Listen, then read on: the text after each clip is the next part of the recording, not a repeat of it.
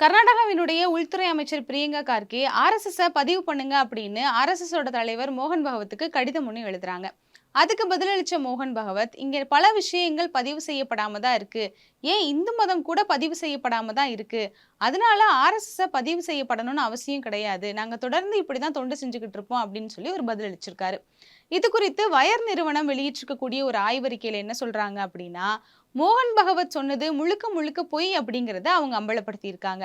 எப்படி அப்படின்னா, இந்தியாவை தவிர கிட்டத்தட்ட 38 நாடுகள்ல ஆர்எஸ்எஸ் தன்னுடைய கிளை அமைப்புகளை வச்சிருக்கு அப்படின்னு சொல்றாங்க. அதாவது 2500க்கும் அதிகமான கிளை அமைப்புகளை அவங்க வச்சிருக்காங்க. அப்படி இருக்கக்கூடிய நாடுகள்ல கிட்டத்தட்ட 70% அமைப்புகளை அவங்க பதிவு செஞ்சிருக்காங்க அப்படின்னு சொல்லியிருக்காங்க. குறிப்பா சொல்லணும் அப்படின்னா, அமெரிக்கால கிட்டத்தட்ட 107 கிளை அமைப்புகளை ஆர்எஸ்எஸ் வச்சிருக்கு. அதுல 97 அமைப்புகள் பதிவு செய்யப்பட்ட அமைப்புகள் தான். வெறும் 10 அமைப்புகள் தான் பதிவு செய்யப்படாம இருக்கு. இங்கிலாந்துலயும் அதே மாதிரி தான் 26 அமைப்புகளை ஆர்எஸ்எஸ் வச்சிருக்கு. ஆனா அதுல 23 அமைப்புகள் பதிவு செய்யப்பட்ட அமைப்புகள். வெறும் 3 அமைப்புகள் தான் பதிவு செய்யப்படாம இருக்கு. அப்படியே இந்தியாவுக்கு வந்தோம் அப்படின்னா, இந்தியால ஆர்எஸ்எஸ் அப்படிங்கிற தாய் கழகமே இங்க பதிவு செய்யப்படல. அது இல்லாம 2240 அமைப்புகளை இந்தியால வச்சிருக்கு. அப்படி இருக்கக்கூடிய இந்த கிளை அமைப்புகள்ல 693 அமைப்புகளை இந்தியால பதிவு செய்யப்படவே இல்லை. அதுலயும் குறிப்பா இந்த பஜ்ரங் தள் மாதிரியான முக்கிய அமைப்புகள் கூட ஆர்எஸ்எஸ் பதிவு செய்யாம தான் இங்க வச்சிருக்கு. இப்ப நமக்கு ஒரு கேள்வி எழும்புது. என்ன அப்படின்னா, வெளிநாடுகள்ல தன்னுடைய அமைப்புகளை எல்லாம் சரியா பதிவு செஞ்ச ஆர்எஸ்எஸ்னால ஏன் இந்தியால பதிவு செய்ய முடியல அப்படிங்கிற கேள்வி நமக்கு எழும்புது. இது குறித்து சாண்டா கிளாரா பல்கலைக்கழகத்துல இருக்கக்கூடிய சோப்ரா அப்படிங்கிறவர் இது குறித்தான ஆய்வையே அவர் மேற்கொண்டிருக்காரு. அந்த ஆய்வின் முடிவுல அவர் என்ன சொல்றாரு அப்படின்னா, பொதுவாகவே ஆர்எஸ்எஸ்ஸா இருந்தாலும் சரி, அதனுடைய கிளை அமைப்புகளை பதிவு செய்யறதுலயா இருந்தாலும் சரி, அவங்களுக்கு மிகப்பெரிய பிரச்சனைகள்லாம் ஒன்றும் கிடையாது. அவங்க என்ன யோசிக்கிறாங்க அப்படின்னா, வெளிநாடுகள்ல இந்த பண பரிமாற்றம் குறித்தான சட்டத்திட்டங்கள் எல்லாமே ரொம்பவே வலுவா இருக்கும். அதுல நம்ம மாட்டிக்கிட்டோம் அப்படின்னா மிகப்பெரிய பிரச்சனையை சந்திக்க நேரிடும். அதனாலதான் அவங்க வெளிநாடுகள்ல ரொம்பவே சரியா இருந்துடுறாங்க அப்படின்னு சொல்லியிருக்காரு. இன்னொரு முக்கியமான விஷயத்தை அவர் என்ன சொல்றாரு அப்படின்னா, வெளிநாடுகள்ல அமெரிக்கா உட்பட மிகப்பெரிய நிறுவனங்கள்ல அவங்க நன்கொடை பெறதுக்காக தங்களை தகுதியானவங்களா காமிச்சுக்கணும் அப்படின்னா அங்கெல்லாம் நிச்சயமா அவங்க பதிவு செய்யணும். அப்படி நன்கொடைகள் பெறதுக்காகவும் அவங்க பதிவு செஞ்சுக்கிறாங்க அப்படின்னு சொல்லியிருக்காரு. இது மட்டும் இல்லாம அவர் இன்னொரு முக்கியமான விஷயத்தை என்ன சொல்றாரு அப்படின்னா, இப்படி பதிவு செய்யப்பட்ட அந்த கிளை அமைப்புகள் பெரிய பெரிய நிறுவனங்கள் கிட்ட இருந்து நன்கொடை வாங்கி அதை இந்தியால இருக்கக்கூடிய ஆர்எஸ்ஓட கிளை அமைப்புகளுக்கு பரிமாற்றம் பண்றாங்க. அந்த பணம் எல்லாமே ஆர்எஸ்எஸ்க்கு தான் போகுது. இதை அவங்க நீண்ட காலமா மூடி மறைச்சுக்கிட்டு இருக்காங்க அப்படின்னும் அவர் சொல்றாரு. இதுக்கு ஒரு எடுத்துக்காட்டாதான் கோவிட்-19 காலகட்டத்துல அமெரிக்கால இருக்கக்கூடிய ஒரு 5 கிளை அமைப்புகள் அந்த இருக்கக்கூடிய தொண்டு நிறுவனங்கள்ட்ட இருந்தும் அரசாங்கத்திட்ட இருந்தும் கிட்டத்தட்ட 8.40 கோடி அளவிலான பணத்தை நன்கொடையா பெற்றிருக்கிறது அப்படிங்கிறதும் அந்த அறிக்கையில நமக்கு தெளிவாவே தெரிய வருது.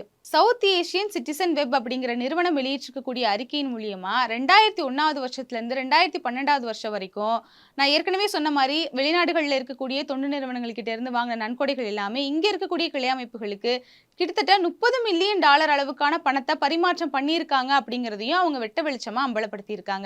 இப்ப நம்ம பார்த்த இந்த விவரங்கள்ல இருந்தெல்லாம் நமக்கு ஒரே ஒரு விஷயம் நல்லா புரியுது. வெளிநாடுகள்ல இருக்கக்கூடிய இந்த வலுவான சட்டங்களின் காரணமாகவும் அங்க இருக்கக்கூடிய பெரு நிறுவனங்கள் கிட்ட பணத்தை நன்கொடையா பெறணும் அப்படிங்கிறதுக்காகவும் இங்க இருக்கக்கூடிய ஆர்எஸ்எஸ் எவ்வளவு ஒரு முறைகேடான வேலையை தொடர்ந்து பார்த்துக்கிட்டு இருந்திருக்காங்க அப்படிங்கிறது நமக்கு நல்லாவே தெரிய வருது.